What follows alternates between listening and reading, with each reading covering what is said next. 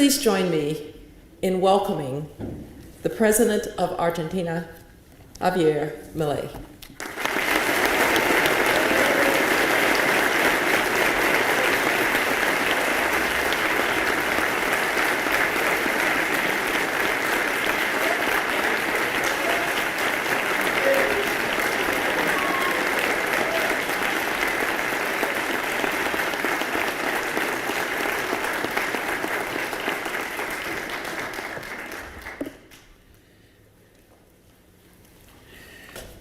Buen día, muchísimas gracias por permitirme tener el honor de estar aquí con ustedes y por poder transmitirle algunas de las ideas que están siendo muy importantes en lo que tiene que ver con el gobierno que nosotros estamos llevando a cabo en Argentina.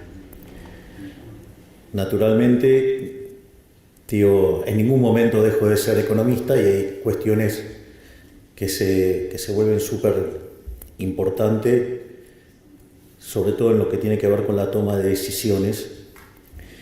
Y en la charla de hoy me quiero focalizar en uno de los temas que desarrollo en mi reciente libro, que se llama Capitalismo, Socialismo y la Trampa Neoclásica. Básicamente quiero ir sobre lo que técnicamente se denomina un fallo de mercado, que se define como no convexidad, es decir, cuando hay estructuras de mercado concentradas, y cómo la regulación, termina matando la innovación y el crecimiento económico. En ese sentido, básicamente la charla está separada en 5 partes. Lo primero que voy a hacer es plantear la lógica de la estructura conceptual de lo que voy a estar presentando. Cuáles son los elementos fuerza que están detrás de la argumentación. Y obviamente que después, una vez que hago esto, voy a empezar a elaborar donde yo considero que la estructura neoclásica tiene un problema, un fallo, un error, y que eso deriva en intervención del Estado y que eso es lo que termina matando el crecimiento económico. Básicamente, el primer elemento de la estructura conceptual es una idea de Mises. Mises señalaba que solamente había 2 sistemas económicos en forma polares, ¿no? O sea, por un lado el capitalismo de libre empresa, y en el otro extremo, el socialismo real. Esa idea, combinada con un trabajo de Hayek, muy famoso, que es el libro Camino de Servidumbre. El libro Camino de Servidumbre señalaba que cada vez que aparecía una intervención del Estado, el resultado terminaba siendo peor que lo que había originalmente. Hay una frase de Milton Friedman, que pasó mucho tiempo aquí en el Instituto Hoover, que decía que en general la corrección de un fallo de mercado por parte del Estado termina siendo peor que lo que teníamos originalmente. Y básicamente entonces lo que señalaba Hayek en Camino de Servidumbre es que cada vez que había una intervención el resultado era peor, y que eso motivaba a los políticos a nuevas intervenciones. Y eso generaba no solo que el sistema funcionara peor, sino que implicaba cada vez mayor peso del Estado, y que esa dinámica a la postre llevaba al socialismo y por ende llevaba a la miseria. Por lo tanto, es importante saber, cuáles son las lógicas y las dinámicas también que conllevan a eso. El primer punto, que tiene que ver con la imposibilidad del socialismo fue planteado ya en 1922 por Mises en su libro Socialismo, y lo que decía es que el socialismo era inviable porque no podía ser cálculo económico.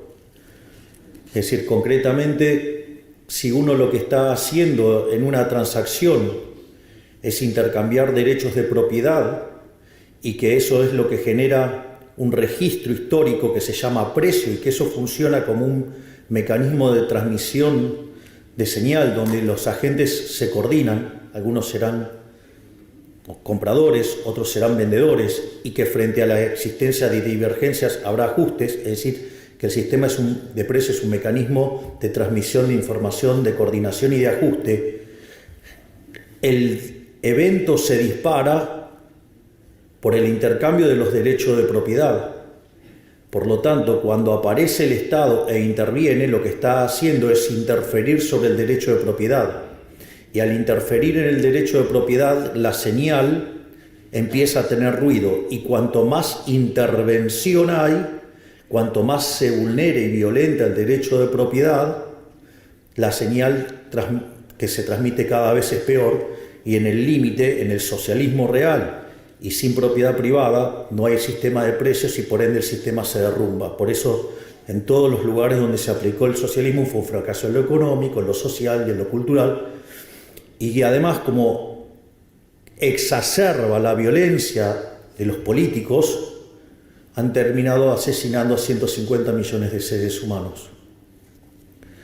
La otra cuestión que también es muy importante y que entra dentro de estos problemas que se van generando con la presencia del socialismo y la intervención del Estado, es que además se genera una incompatibilidad de incentivos, porque si ustedes van a estar ganando dinero, y se esfuerzan para ganar dinero, como decía Milton Friedman, digamos, lo que tiene que ver con la responsabilidad social del empresario es ganar dinero, porque si lo hace es un héroe, porque básicamente lo que está haciendo es generar bienes de mejor calidad a un mejor precio, por lo tanto es un creador de bienestar. Y si ustedes intervienen y con el argumento de la distribución del ingreso y de la desigualdad y ese tipo de cuestiones con las que el socialismo ataca, la contraparte es que ¿para qué me voy a esforzar si me van a quitar el fruto de mi trabajo? Y si no me puedo apropiar del fruto de mi trabajo, entonces no tiene sentido trabajar. Es más, de hecho, la presencia del socialismo lo que hace es abortar los procesos de descubrimiento. Y eso no es un tema menor. De hecho, Hayek señalaba que el mercado es un proceso de descubrimiento. Hayek esto lo planteaba en términos de la discusión sobre la distribución del ingreso, al decir que no había tal cosa como una torta, sino que esa torta era una torta que se iba creando, que se iba descubriendo en la medida que el proceso de mercado iba tomando lugar. Pero esto es muy importante porque la injerencia del Estado lo que termina haciendo es rompiendo el proceso de descubrimiento que deriva o que es básicamente la innovación. Supongamos dos individuos que no están conectados y uno, genera un producto y tiene un desecho. Y de hecho ese desecho querría sacárselo de encima. Hasta estaría dispuesto a pagar por que alguien se lleve ese desecho. Y sucede que en la otra parte puede haber otro individuo que ese desecho le podría servir como insumo y estaría dispuesto a pagar por él mismo. Pero entonces aparece un tercer individuo y que descubre que una oportunidad de negocio, que es comprarle al primero y venderle al segundo. Es decir, y eso lo hace porque va a sacar un beneficio. Y si ese beneficio, que en realidad está arreglando el problema a dos individuos, con lo cual es maravilloso. Recuerden que el primero estaba dispuesto a pagar con tal de que se lo lleven y el segundo estaba desesperado para conseguirlo para poder hacer su proyecto. Entonces este tercer individuo obviamente que le va a ir bien porque está resolviendo un problema. Y si aparece el Estado regulándolo, lo que va a pasar es interferir en ese proceso, va a abortar, y si el Estado avanza mucho hasta lo va a abortar directamente. Y por lo tanto todos vamos a vivir mucho peor. Probablemente, el caso más emblemático haya sido durante la pandemia con los barbijos. Si hubieran dejado a la fuerza del mercado libremente, hubiera habido muchísimos más barbijos más rápidamente y mucho más barato. Y el hecho de que se metiera el Estado lo único que hizo generó un gran problema. Naturalmente que en economías no tan intervenidas generó daño en economías súper intervenidas, como el caso de Argentina, hizo que Argentina tuviera 130.000 muertos por COVID, cuando si hubiéramos hecho las cosas como un país mediocre, hubiéramos tenido 30.000 muertos. Es decir, que el Estado presente, la intervención estatal, a los argentinos nos costó 100.000 vidas en un año. Es decir, la intervención del Estado a la postre termina siendo una intervención asesina de manera directa o indirecta. Y esto, digamos, es importante porque también hay esta combinación del mercado como proceso de descubrimiento más, digamos, el principio de apropiación de Locke, de aquel que señala que el que lo descubre se lo queda, es la base del pensamiento de Israel Kiser en estos temas, donde muestra al mercado como un proceso de descubrimiento y que si ustedes se meten a intervenirlo, por el motivo que quieran, en general se suele hacer por cuestiones de índole distributiva, ustedes lo que van a hacer daño. Se los planteo en otro caso más y no ahondo más en esto, pero supongamos que yo tengo un sistema de equilibrio general y que inicialmente está en equilibrio y que de repente aparece un problema, como puede ser el de la pandemia, y entonces ustedes tienen un drástico cambio en la demanda. Ese cambio drástico en la demanda lo que va a hacer que algunos productos van a ser muy demandados y su precio naturalmente de corto plazo va a ser muy alto. Justamente esa señal de precio es lo que va a hacer, va a atraer los recursos desde los lugares donde no tienen que estar los recursos e ir hacia donde la gente está pidiendo que haya recursos. Si ustedes, en aras de hablar de la distribución del ingreso, de las ganancias, de la desigualdad y demás, empiezan a intervenir ese mercado, lo único que van a tener es que el mercado que se tenía que destruir se destruye, pero el mercado que tiene que prosperar no prospera. Y por ende, a la postre estamos todos muchísimo peor. Por lo tanto, una de las cosas que es muy importante tener en claro es que la intervención del Estado siempre es mala, porque está basada en la fuerza, y nada que esté basado en la fuerza puede ser bueno. De hecho, el liberalismo se construye, el respeto del derecho a la vida, a la libertad, a la propiedad, y siempre como punto de partida y de base el principio de no agresión. Y si hay un agresor grande e institucionalizado, es el Estado. Por lo tanto, siempre la acción del Estado produce daño y cuanto más Estado hay, peor nos va. En esta lógica, entonces, donde la intervención lo que genera es daño, esto es tremendo porque el instrumental analítico neoclásico, aún con gente que se sienta libertaria, podría terminar siendo funcional al socialismo si abraza los modelos y toma cuenta de lo que se denomina como fallos de mercado, ya que la definición del fallo de mercado habilita supuestamente a una intervención. Y ahí, quiero hacer algunas reflexiones, porque una de las cosas que uno nota, uno cuando trabaja en el mundo de los negocios, es decir, uno usa modelos. ¿Por qué? Porque la realidad es compleja, entonces lo usa para hacer una simplificación, para poder comprender de mejor manera lo que está haciendo, focalizarse sobre las cosas que son verdaderamente importantes. Pero, cuando el modelo no mapea con la realidad, uno tira el modelo. Es decir, no se enoja con la realidad. Si ustedes en una empresa se enojan con la realidad y se quedan abrazados al modelo, van a perder sus empleos porque van a estar perdiendo un montón de dinero. Entonces, lo primero que uno, aprende cuando está en la trinchera es entender que si el modelo no mapea con la realidad, vuela el modelo. Sin embargo, en el mundo neoclásico, cuando la realidad no mapea con el modelo, lo llamamos fallo de mercado.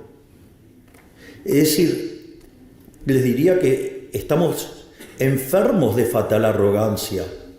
Y me incluyo, digo, porque yo he dado clases de microeconomía 25 años de mi vida. Es decir, y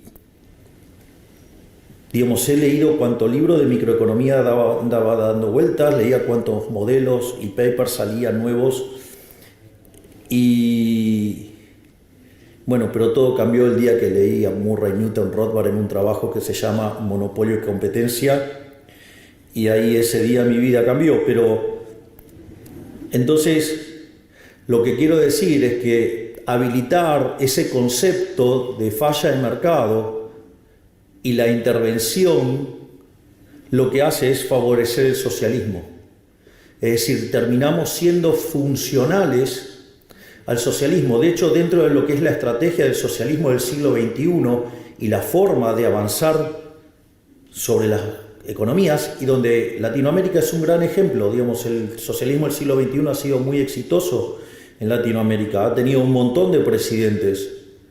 Digo, en Argentina tuvo 4 periodos kirchneristas. En Uruguay ha tenido a Pepe Mujica, ha tenido a Tabaré Vázquez, en Chile ha tenido a Lago, a Bachelet 2 veces, a Boric ahora, en Paraguay han tenido a Lugo, en Brasil han tenido 2 gobiernos de Lula, uno de Dilma Rousseff, después Lula nuevamente, tienen a Petro en Colombia, tienen a Castillo que estuvo en Perú, a López Obrador en México, creo que no me estoy olvidando a ninguno, y después en España tienen a Pedro Sánchez.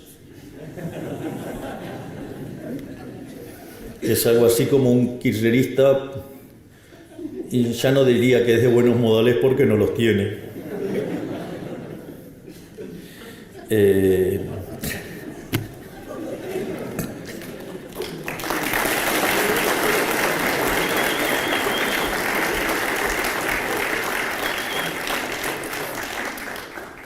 Ahora, entonces es, bueno, ¿y entonces qué hacemos? Bueno, yo una de las cosas que voy a hacer es detectar estos problemas, proponer algunas soluciones, pero naturalmente, digamos, les aviso que esto es parte de mi próximo trabajo que estoy escribiendo con el doctor Demian Reidel, quien además tengo el privilegio de que me acompañe y que sea uno de mis jefes de asesores. Pero digo, voy a estar dando algunas pistas de por dónde creo que pasa la solución. Entonces, lo primero es definir qué es mercado. O sea, me parece fundamental. Y a veces tengo la sensación de que muchos economistas no saben definir qué es un mercado. De hecho, algunas reflexiones que se hacen me confirman que no saben qué es el mercado. Y para mí el mercado, de vuelta digo, es mi definición, o sea, lo que yo opino, digamos, está absolutamente bajo discusión, yo no tengo ningún tipo de problemas con eso, y es que el mercado es un proceso de cooperación social donde se intercambian derechos de propiedad voluntariamente. Es decir, ustedes intercambian derechos de propiedad con otro individuo, con otro agente, voluntariamente. Y si ustedes lo hacen voluntariamente, no puede haber error por definición, lo están haciendo voluntariamente. Eso no quiere decir que suponga que yo voy y me compro un par de zapatos, y el par de zapatos yo creí que me iba a dar determinada prestación y no me gusta. Bueno, me equivoqué, pero lo arreglo, pero no hubo ningún fallo en esa decisión.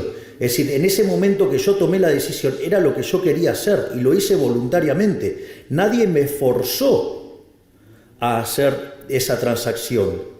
Y el único agente dentro de la economía que hace esas transacciones forzadas es el Estado. Por lo tanto, el único que puede generar fallos adentro de la economía es el Estado, no, digamos, el mercado. Porque de hecho el mercado somos nosotros mismos. Es decir, cuando hablan del mercado, digo, somos nosotros el mercado, nosotros somos el mercado. Y entonces, ¿por qué tenemos que soportar que alguien fatalmente arrogante venga a decir que yo estoy tomando la decisión incorrecta si ni siquiera sabe qué es lo que estoy haciendo o por qué lo estoy haciendo? Es decir, seguramente, digamos, si yo fuera a ver a Los Ángeles Lakers, digo, seguramente un fan de los Boston Celtics diría que estoy equivocado. ¿A título de qué? Si a mí me gustan Los Ángeles Lakers. Yo vi jugar a Magic Johnson. Digo, ¿qué me vienen a explicar? Digo, que estoy equivocado. Me gustan los colores amarillo y púrpura. Aparte, el púrpura es el color de la Libertad Abbas, así que me gusta más todavía.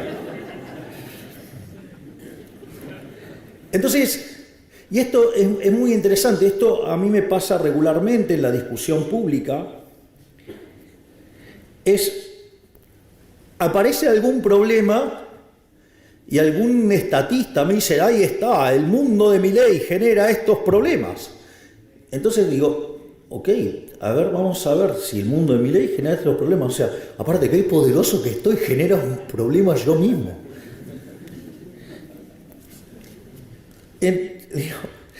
Entonces, nada, digo porque hay cosas que me pasan por la cabeza que obviamente no las puedo contar porque tengo una restricción que sigo siendo jefe de Estado.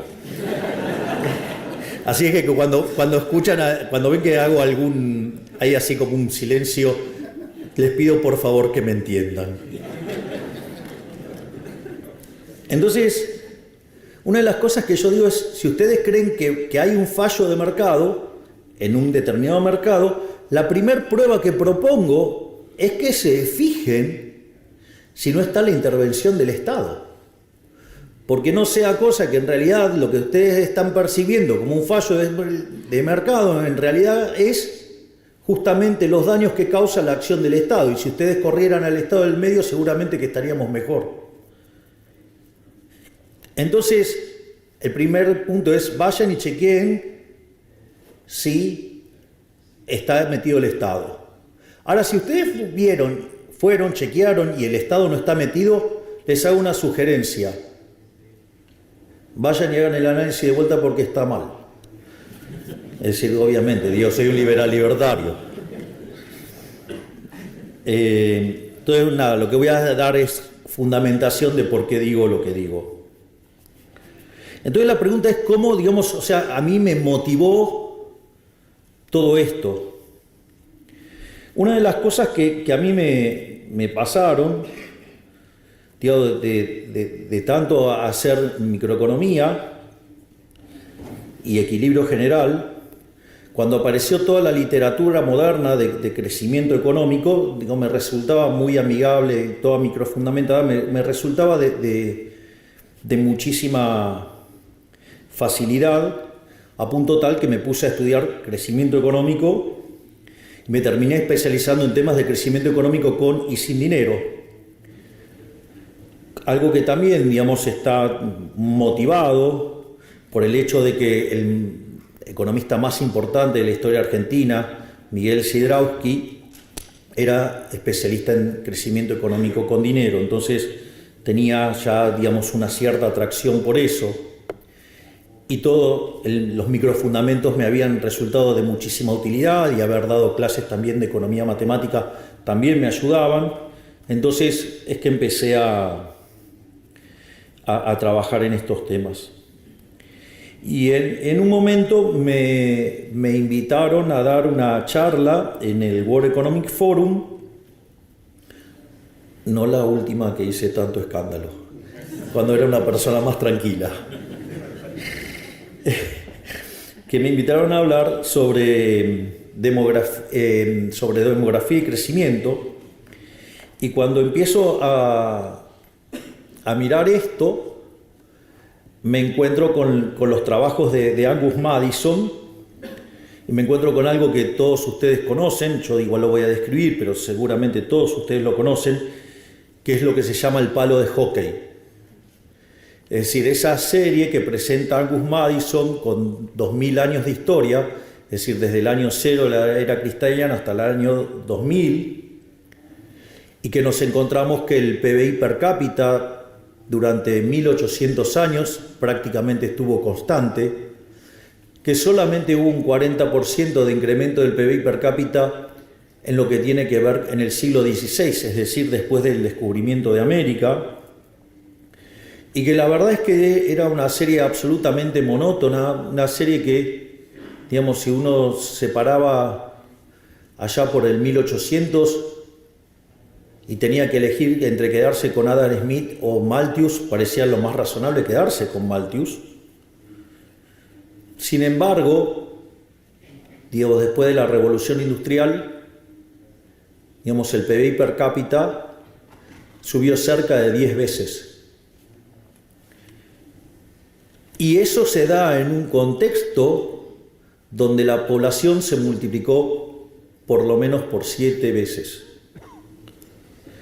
Entonces, frente a esa situación, lo que uno ve es que estamos ante la presencia de rendimientos crecientes.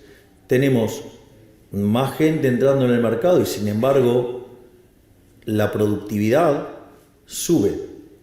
Si el PBI per cápita subía, es decir, lo que pronosticaba Malthus no se daba. Y eso, digamos, la presencia de rendimientos crecientes, es decir, que en la terminología de fallo de mercado se llaman no convexidades, o si ustedes quieren ponerlo de otro nombre, en que hay estructuras de mercado concentradas. El problema es que si ustedes lo plantean en términos microeconómicos, eso es un supuesto fallo de mercado, o por decirlo de alguna manera, los monopolios son malos. Entonces, si los monopolios son malos o las estructuras de mercado concentradas son malas, ¿cómo podemos decir que es malo si cuando en el año 1800 vivía más del 95% de la población por debajo de la línea de pobreza extrema, y en el año 2000 ese número había caído a menos del 10%. Es decir, cómo algo que generaba tanto bienestar, o que generó tanto bienestar, desde la óptica de la microeconomía, digamos, eso estaba mal. Hay varias respuestas, o sea, la respuesta más fácil, más simple, más obvia, uno la podría encontrar ya en un libro muy lindo, un libro chiquito, un libro de divulgación. Es más, en la última edición en español tiene un prólogo mío y mi conflicto con el libro cuando lo conocí. Debe ser por eso que me dediqué a la política, porque me encanta el conflicto. Pero al margen de la humorada, hay un libro de Henry Hazlitt que se llama La economía en una lección, y él arranca y dice, bueno, ¿cuál es la lección de economía? Separa entre el mal economista y el buen economista. Dice que el mal economista es el que se focaliza solamente en un mercado y en un solo periodo de tiempo, mientras que el buen economista no solo mira un mercado, sino que mira a todos los demás y no solo considera las consecuencias de lo que pasa hoy, sino que además considera también las implicancias sobre el futuro. Es decir, está hablando de un economista, el mal economista es un economista que solamente hace equilibrio parcial y de un solo periodo, y el buen economista hace equilibrio general intertemporal. O sea, esa vendría a ser la definición. Pero digo, al margen de esto, lo más importante entonces es, bueno, entonces ¿cómo rastreamos el problema? ¿Dónde está el problema? Entonces ahora les voy a expoliar la respuesta y después voy a dar las explicaciones. Desde mi punto de vista, el origen del problema está en la interpretación de la mano invisible, de la idea de la mano invisible bajo la lógica de Pareto, que hace que la mano invisible sea incompatible con la idea de la fábrica de alfileres, es decir, los rendimientos crecientes. Y cuando uno avanza en la estructuración formal del análisis de la eficiencia, ¿sí? Digamos, elegir determinadas construcciones matemáticas hacen que entre en disputa la mano invisible con la fábrica de alfileres. Y eso tiene consecuencias analíticas claras, Y a partir de esa construcción, cuando metemos cuestiones normativas adentro del análisis del equilibrio, es donde empieza a aparecer este conflicto entre la realidad y el modelo. Conflicto que nosotros, digamos, lo llamamos fallos de mercado. Entonces, digamos, cuando aparece el problema de las no convexidades, entonces digamos, tiene que ver con las estructuras de mercado concentradas, con los monopolios. Podemos tener el caso de los bienes públicos. Por ejemplo, hay algo muy divertido con los temas de los bienes públicos. Solemos discutir en términos de bienes públicos, en términos de rivalidad en el consumo y de exclusión. Y cuando uno mira, entonces, por ejemplo, el caso emblemático que se utilizaba para describir un caso donde no se cumplía la rivalidad en consumo y la exclusión, era el tema de los faros.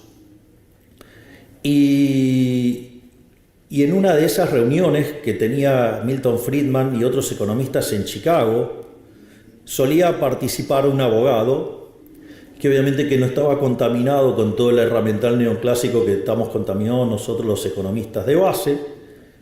Entonces encontraba soluciones muy divertidas y entonces decían, bueno, que el caso emblemático eran los faros y los faros y los faros. Entonces quiso este abogado, que después ganó el Premio Nobel de Economía, que vivió hasta los 104 años, si no me equivoco, que se llamaba Ronald Coase. Entonces, ¿qué es lo que hizo? Fue y analizó todos los faros del siglo XIX. Digo, supuestamente era un caso emblemático de fallo de mercado, y era el caso de los bienes públicos, y ahí se requería la intervención del Estado y lo que fuera. Y adivinen qué descubrió, que eran todos privados. Es decir, que los economistas no sepamos, digamos, describir bien el problema, no está el problema en la realidad, está en que tenemos herramientas que están mal. Y esto es un tema, el tema de los bienes públicos. Se los voy a hacer. Yo creo que cuando yo se los cuente, ustedes van a creer que esto es un chiste. Pero créanme que en la vida real no lo es, y mucho menos en Argentina. Puede ser que esté afectado, digamos, por el caso. Pero supongamos que ustedes tienen dos comunidades separadas por un río. Y entonces descubren que si ustedes hacen un puente, podrían intercambiar con la otra comunidad, están ampliando el tamaño de mercado, por lo tanto, digamos, van a tener mayor división del trabajo, mayor productividad, mayor bienestar. ¿Vos tenés una camiseta de Boca ahí? Bien. Ese es populismo. No, pero eso era cuando era arquero. No, eso no cuenta. Pero doblemente populista. Entonces descubren que sería bueno hacer un puente. Entonces, ¿qué es lo que pasa? Si fuera solamente un problema de los privados, ¿saben qué hacen? Se ponen de acuerdo y juntan y arman el puente, le buscan la vuelta. El problema es cuando está el Estado, entonces el Estado va, les cobra impuestos a todos y hace el puente. Pero después hay un montón de personas que viven del Estado. Entonces, ¿qué hacen? Empiezan a buscar, hacen el Ministerio del Puente y empiezan a buscar dónde hacer puentes. Llega un momento que hicieron todos los puentes que se podían hacer. Entonces crean el Ministerio del Agua para poner agua para después hacerle un puente. Ustedes se ríen. Les pido que revisen el organigrama de la función pública.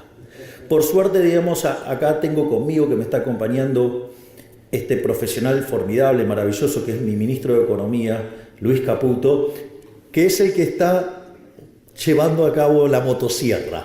Y de eso estamos sacando un montón de cosas.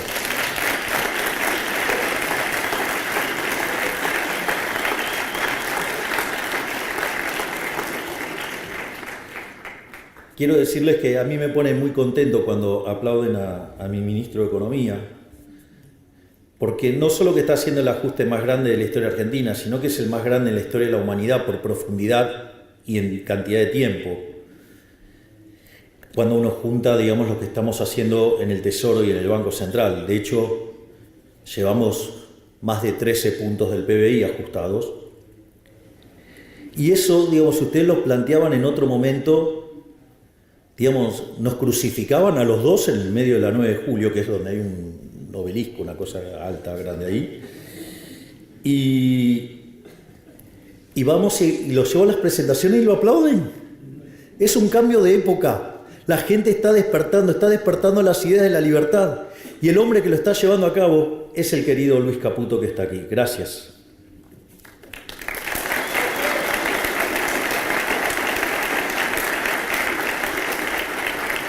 Obviamente que hay otro tipo de supuesto fallo de mercado y que lo podríamos analizar. Digo, externalidades. Ustedes, toman el caso de las externalidades. Las externalidades en consumo. En realidad las externalidades en consumo es para evitar ese punto, es para que no haya un problema de circularidad en la resolución del problema de equilibrio general.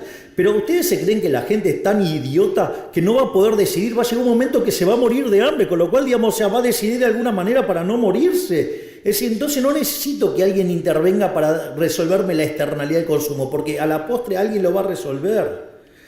O, digamos, los casos de externalidad en producción, ¿cuántas veces vieron en los libros de texto, digamos, la empresa que contamina el mar, el agua?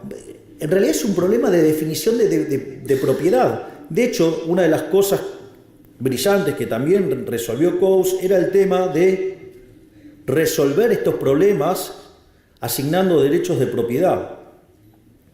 Otra cuestión más es la de información asimétrica, donde obviamente, digamos, ahí está claro que mejor que no se meta el Estado, porque nosotros podemos resolver ese problema mejor estando en la trinchera que alguien que lo va a mirar desde el Everest.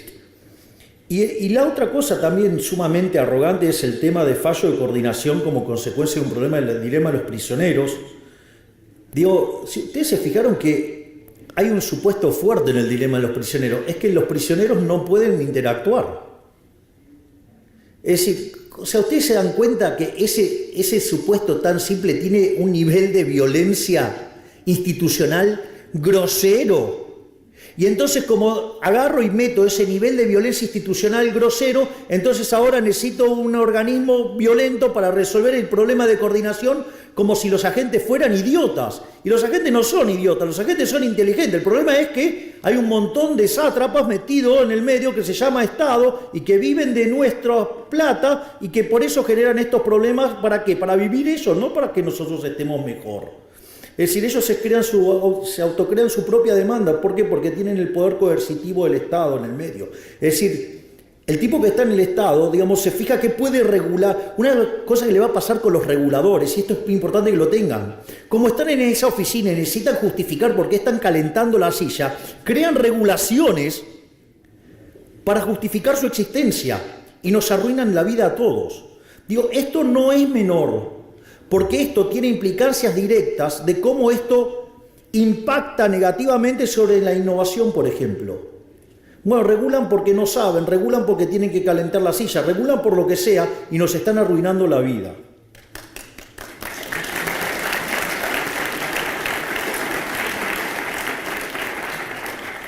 Y es más, les digo más, cuando ustedes tienen monopolios, y esto es importante porque ya sabemos que el crecimiento, lo vamos a tener que explicar por el lado de los rendimientos crecientes. Cuando ustedes empiezan a regular y ustedes miran cualquier modelo de regulación, una de las cosas que pasa es que cuando ustedes regulan, dado el marco normativo que implica el modelo competitivo, regulan a esos monopolios para que se parezcan lo más parecido posible al modelo competitivo. Y si no lo logran, bueno, que parezca la solución de segundo mejor, que es la Ramsey. En ese contexto, esa regulación lo que va a hacer es eliminar la cuasirrenta. Y si ustedes eliminan la cuasirrenta, ustedes están eliminando los incentivos para innovar. Y si ustedes regulando, asimilando las empresas competitivas y le quitan la cuasirrenta, lo que están haciendo es matar la innovación y por ende están matando el crecimiento económico. Por lo tanto, cuando ustedes se ponen a regular, la contracara, ¿cuál va a ser? Va a ser que no van a crecer. ¿Cuál es la región del mundo que menos crece? Por escándalo, Europa. ¿Y por qué no crece? Porque están atestados de regulación. Se fanatizaron tanto en generar un modelo que se parezca al modelo competitivo que mataron los rendimientos crecientes, es decir, mataron las cuasirrentas. Al matar las cuasirrentas no tienen incentivos a invertir. Si no invierten, no hay innovación, por ende se quedaron sin crecimiento económico. Por lo tanto, no dejemos que estos fatalmente arrogantes nos destruyan la vida con regulaciones. Vayamos a una sociedad muchísimo más libre, ¿sí? Y que si el problema es la teoría económica, tratemos de ver en dónde está el error de la teoría económica. No digamos que el mundo se parezca a una teoría económica que tiene errores, que venía de un mundo que no tenía crecimiento. Es decir, la caja de Edward puede ser muy divertida, digamos, cuando no hay crecimiento en una economía estática. Igual que Malthus, igual que los rendimientos marginales decrecientes. Pero ese no es el mundo real. Entonces, ¿qué hago? ¿Me quedo con el modelo o me quedo con la realidad? Ah, no, como la realidad me pone incómodo, me quedo con el modelo y digo que el problema es la realidad. No caigamos en esa locura, porque en esa locura nos vamos a destruir nuestras vidas. En ese sentido, entonces, y bueno, y entonces ahora ¿qué hacemos? ¿A dónde vamos? Entonces una de las cosas que hice, dije, bueno, no voy a revisar toda la historia porque no me da el tiempo. Pero, claro, y sí, hay que ponderar. Digo, para algo, haber estudiado historia del pensamiento económico tiene algunas ventajas que dice, bueno, a ver, ¿dónde hago el corte? Entonces dije, bueno, vayamos a Adam Smith. Entonces dije, bueno, vamos a poner como punto de inicio a Adam Smith. Si bien, digamos, seguramente ustedes estarán al tanto que yo soy liberal libertario, digo que adhiero a la escuela austríaca de economía, que en realidad filosóficamente soy anarcocapitalista y que en la vida real soy minarquista.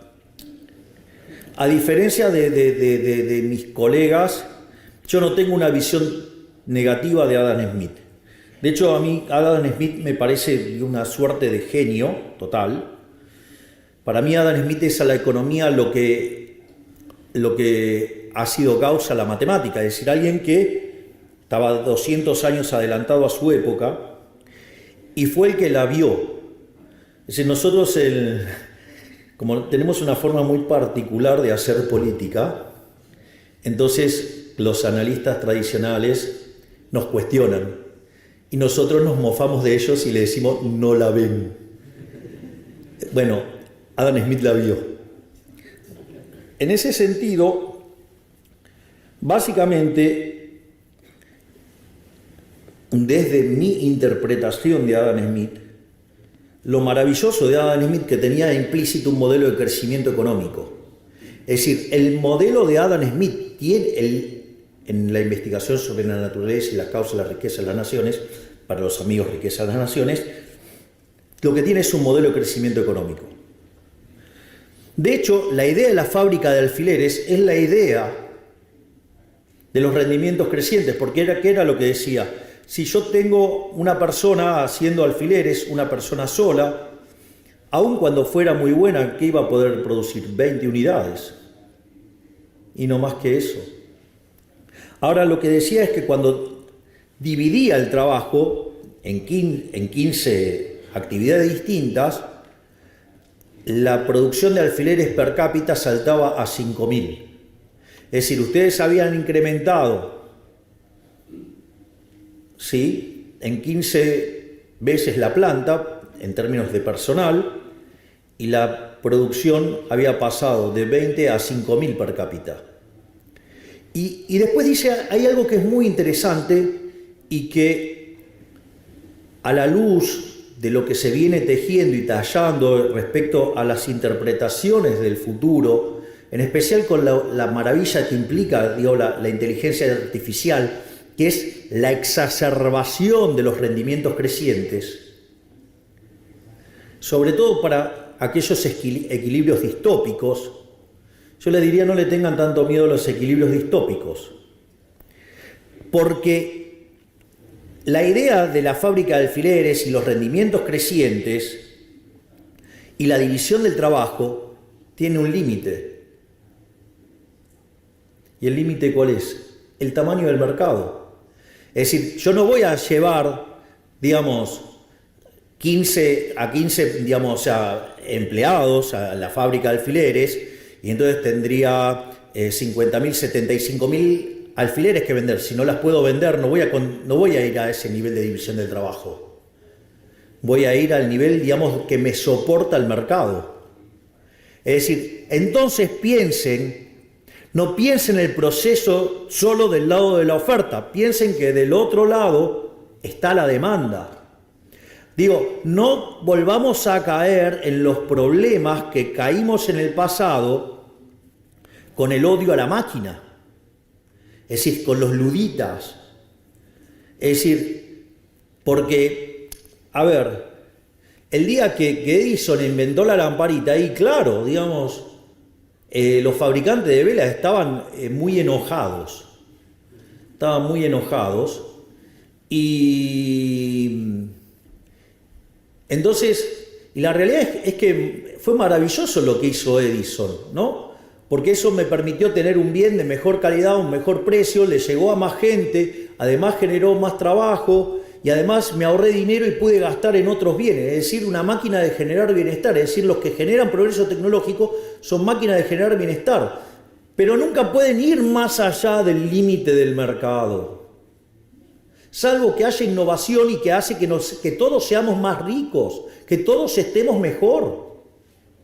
Entonces, no tengamos miedo, no pidamos regulaciones porque no entendemos de qué se trata. Tratemos de entender de qué se trata y no de regular. Es decir, nunca la libertad puede ser mala. Lo malo es no ser libres. Nunca es mala la innovación. De última, digamos, podemos discutir los valores sobre los que está construida la innovación. Y si los construimos sobre los valores del libertarianismo, digo, ¿quién podría estar en contra sobre el respeto irrestricto del proyecto de vida del prójimo en defensa del derecho a la vida, la libertad, la propiedad y basado en el principio de no agresión? ¿Cuál es el problema con eso? ¿Quién está en contra de eso? Digo, solamente ustedes podrían ser exitosos sirviendo al prójimo con bien de mejor calidad, un mejor precio. Pero hay un límite, el límite es el tamaño del mercado. Entonces no tengan miedo de desregular. Digamos, el progreso tecnológico va a tener como contraparte del otro lado la demanda. ¿O acaso ustedes creen que van a generar progreso tecnológico para seres que no existen? ¿Cómo van a hacer semejante locura y van a estar hundiendo un montón de dinero en eso si en realidad ese dinero viene de seres humanos? Y no digo que van a tirar plata para tirar plata. Yo no conozco empresarios que se dediquen a quemar plata por deporte. La otra cosa que también tiene muy interesante, digamos, la obra de Adam Smith, es que contemplaba el aprendizaje en la práctica, es decir, el modelo de learning by doing, y además contemplaba el progreso tecnológico, porque básicamente lo que decía Adam Smith era que una persona en su trabajo, cada vez que lo iba haciendo más veces, lo hacía cada vez mejor, es decir, learning by doing, y que en algún momento encontraba una forma de producir lo mismo, pero utilizando menos trabajo, y se daba ahí un salto discreto. Ese salto discreto, ¿cómo lo llamamos? Progreso tecnológico. Es decir, que Adam Smith no solo tenía contemplado los rendimientos crecientes, tenía el problema de la división del trabajo, tenía bien definido cuáles eran los límites de eso, sino que además tenía un modelo de crecimiento que además contemplaba el learning by doing y contemplaba el progreso tecnológico. Todo en el año 1776, siendo que además le costó 10 años escribir el libro. Si no me dicen, si no era un avanzado, no sé qué es un avanzado. Y lo otro que era interesante es en los mercados libres y en la intervención mínima del Estado. Y eso, digamos, el corolario de eso es la mano invisible, que cada uno, guiado por su propio interés, conduce al bienestar general. Y en el plano monetario, bueno, tenía un modelo de patrón oro. Ahora, una vez que tenemos la obra de Adam Smith, está claro que hoy es fácil, digamos, ya conociendo los resultados, sabemos que Adam Smith tenía razón. pero en ese momento no era tan evidente. Parados en 1776 no era tan evidente. Y por eso ustedes tienen que, en el año 1801, si no me equivoco, pero digamos por ahí dando vuelta, o 1800 o número parecido por ahí, apareció el trabajo de Malthus y la idea de los rendimientos marginales decrecientes. ¿No parecía algo alocado a la luz de lo que habían sido, por ejemplo, los 1800 años anteriores? Y además, o sea, antes del año cero tampoco difería mucho de lo que fue después, hasta el 1800. Y eso tenía un sentido porque decía que cuando alguien llegaba, ocupaba la mejor parcela de tierra. Y cuando llegaba el segundo, ocupaba una menor y así sucesivamente. Entonces la productividad marginal era decreciente. ¿Sí? Y eso hacía, digamos, que los salarios reales, digamos, cada vez fueran menores. Y eso, digamos, después Malthus lo interactuó, digamos, con la pasión por los sexos, llegó a la ley de hierro a los salarios, y derivó un montón de relaciones aberrantes que no, digamos, no vamos a estar discutiendo ahora, pero digo, relaciones aberrantes que ya venían desde muchísimos años atrás, pero digamos, no es el eje de la discusión de este momento ir ahí. Y esa idea, digamos, fue continuada por Ricardo, por Stuart Mill, hasta que llegó a Marx. Y la realidad es que en ese momento es cuando aparece la teoría neoclásica, superando a los clásicos, y es el tema de la teoría subjetiva del valor, que es ahí donde aparece Menger por un lado, Kuhn-Staben-Jevons por otro, y León Walras. Los menciono porque es importante, porque en algún momento la teoría económica va a tener que volver para atrás, en una parte de la historia, después de Keynes, y eso, digamos, va a ser relevante, digamos, de dónde se van a nutrir. Y en ese sentido, ya cuando estamos entrando al siglo XX,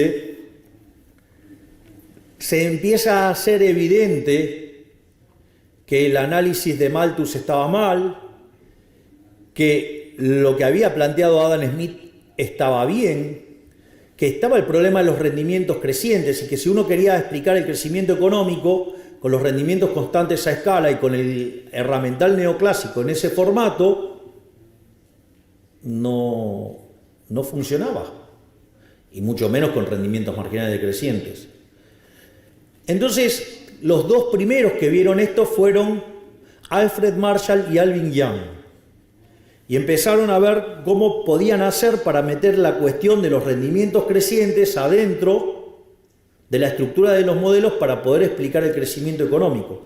Y este debate era tan importante y tan intenso que es cuando se empieza a discutir sobre el monopolio, y ustedes ahí se van a encontrar con la teoría del monopolio, digamos que de Joan Robinson, o digamos modelos muy interesantes como el de Chamberlain, con la competencia monopolística. Es decir, había todo un clima de época para tratar de ver dónde estaba el problema de los rendimientos crecientes y cómo meterlos en lo que nosotros hoy llamaríamos análisis macroeconómico o crecimiento económico, para explicar el crecimiento económico. Es decir, había un problema concreto.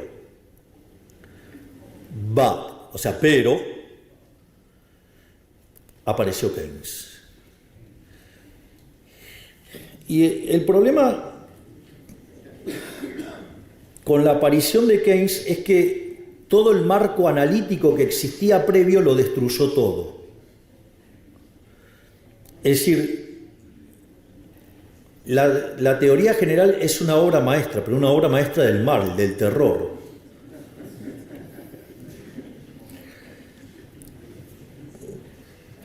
No me quiero poner a hablar sobre Keynes porque si yo hago esto se me van a ir 7 horas y tengo un montón de reuniones a las que no voy a llegar.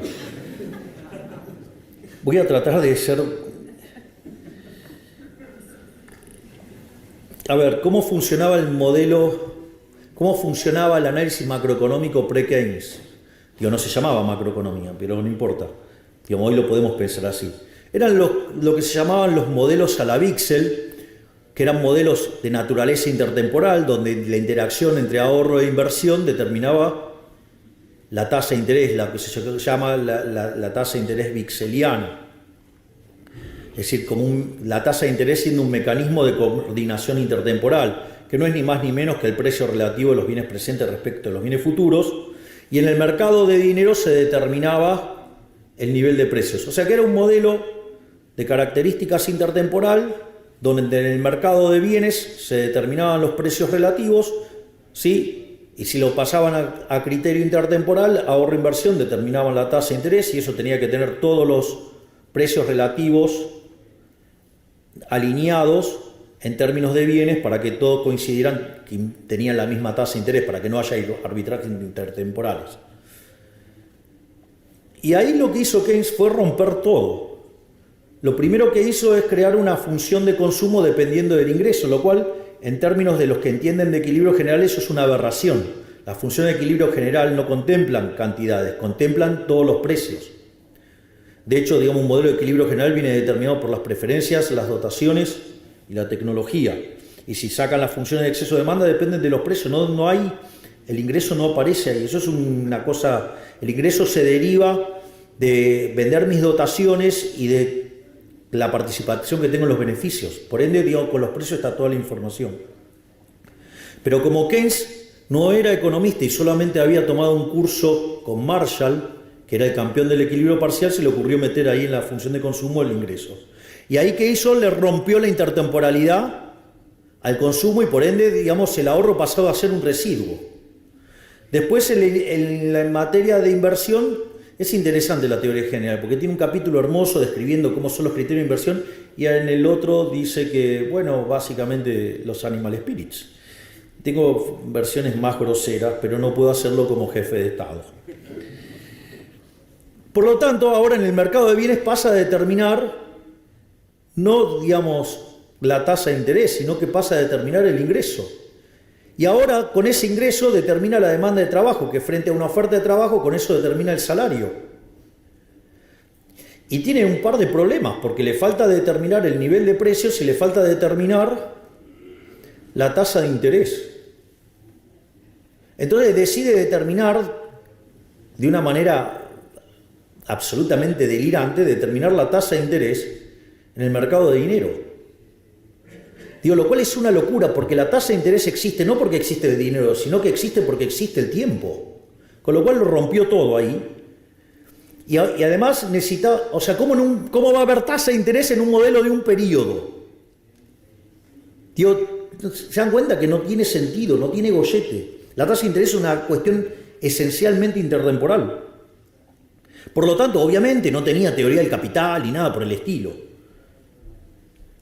Y entonces, ¿qué hizo? Bueno, determinó que el nivel de precio de la economía era un markup sobre los salarios. Es decir, otra aberración, o sea, destruyó toda la teoría del valor. Obviamente, semejante monstruo podía funcionar, no. Y entonces cuando apareció, digamos que era evidente que la teoría keynesiana no funcionaba, donde se empezó a manifestar con claridad con la aceleración de la inflación, entonces, ¿qué pasó? Se dio, no sé, el multiplicador, que implica, de hecho, una violación de la restricción del presupuesto. Dijeron, pará, se nos fue la mano, vamos a volver a las bases. Pero como la escuela austríaca había sido derrotada en ese contexto histórico, decidieron volver sobre la línea de Walras. Se apalancaron sobre el trabajo de Abraham Wald, un joven matemático que allá por la década del 20, digamos, hizo una demostración de existencia de equilibrio sin tener teoremas de punto fijo, un verdadero genio. Y con la llegada de los teoremas de punto fijo de Brouwer en el 56 y el de Kakutani en el 57, el primero para funciones y el segundo con correspondencia, empezamos a trabajar sobre el análisis del equilibrio general.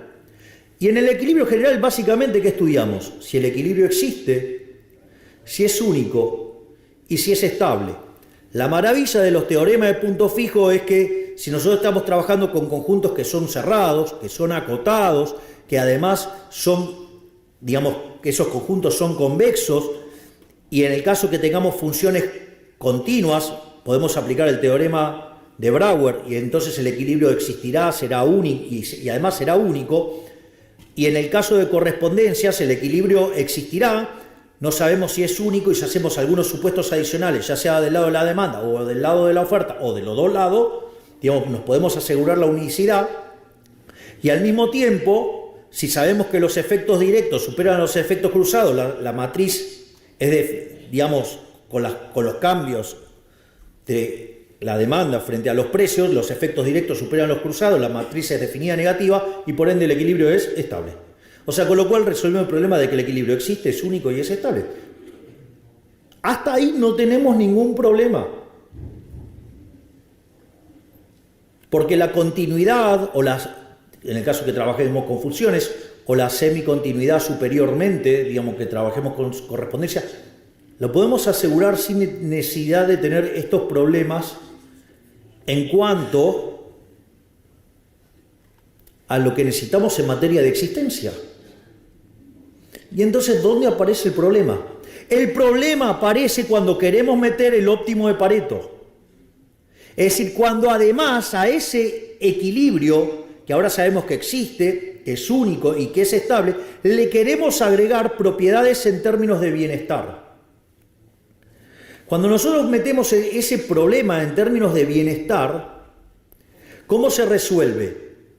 La idea es que, digamos, si cada uno guiado por su propio interés, llámese maximizar su utilidad, conduce al máximo bienestar general, lo que nosotros necesitaríamos es que todos los agentes estuvieran maximizando.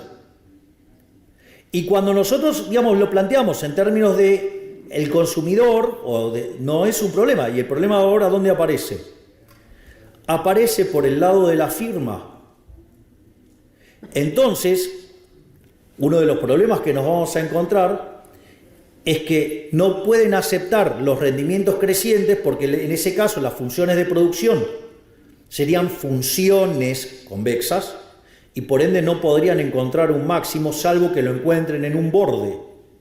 Pero si lo encontraran en un borde, que implicaría que se quedan con toda la economía, con lo cual cuando miran y hay varias empresas, quiere decir que no es un problema. Y cuando tuvieron en una economía un solo agente, ¿eso ocurrió cuándo? En el comunismo, y ya sabemos que fue un fracaso, porque no podía computar precios, por lo tanto, no funciona. Entonces, se decidió mirar para otro costado, se dejó eso así. En el libro de Varian, que seguramente a nivel intermedio, desde mi punto de vista, es el mejor, ¿saben cuántas veces se menciona la palabra empresario en el libro? Ninguna. Y empresa 4 veces, firma, así, o sea... Es decir, ¿ustedes se creen que, digamos, la función del empresario es solamente resolver un lagrangiano? Digo, sería bastante fácil la labor del empresario. Y eso, digo, se perdió acá. Y eso es lo que está haciendo que no podamos contemplar y capturar correctamente el problema de los rendimientos crecientes.